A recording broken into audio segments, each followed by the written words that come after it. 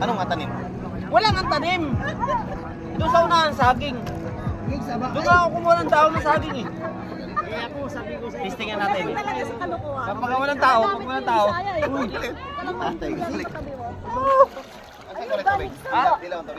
Ang tubig, ano, parang lubog. Tapon mo lang eh. Lagi. Tara, lagi. Hoy! Dapat tayo apat. Iyan natin, siyempre may isa doon, may asset doon. Asset? Ano ba? Di maganda. Di yun maganda pag may asset. Dapat tayo apat. Kasi, isa bantay doon sa ano. ang asset mo kalitra itong kuwalis. Maliguro na itong iya. Ano ba? Itisina natin yun. Bakit maligaw? Kaya naman taka, ba't maligaw? Nawawala ka na yung tanong, yung kanya-kanya ba? Lubog yung tubig eh. Dalasing na eh. Tinanong ko nga muna to bago umalis. Magandang pwesto yun, kanina ko pa nakita yun. Nabi ko pwesto kayo. Kung tao. Aliyabuhan rin. Hindi nga alaga yun kasi damuhan eh.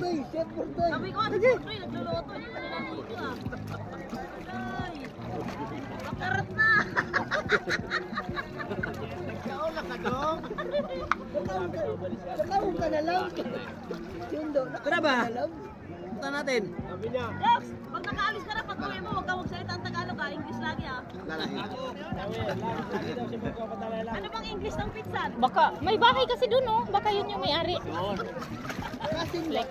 May bahay kasi dun. Wala nga, malayo yung bahay dun eh. Ayun, nandito lang oh. Ay, sa saging. Ah, malapit ka sa bahay. Ito, sa saging. Oh, yung saging. Sino magtanim ng saging? Yung damuhan na yan, nandyan. Ah, Oo. Nandyan nga. ida kag tunok lang kay na may mga Wala kuwan. nga, yung may daanan nga kasi may baka. Doon nga siguro pantatit ko. Ah, Ayun. hadlok. Wala.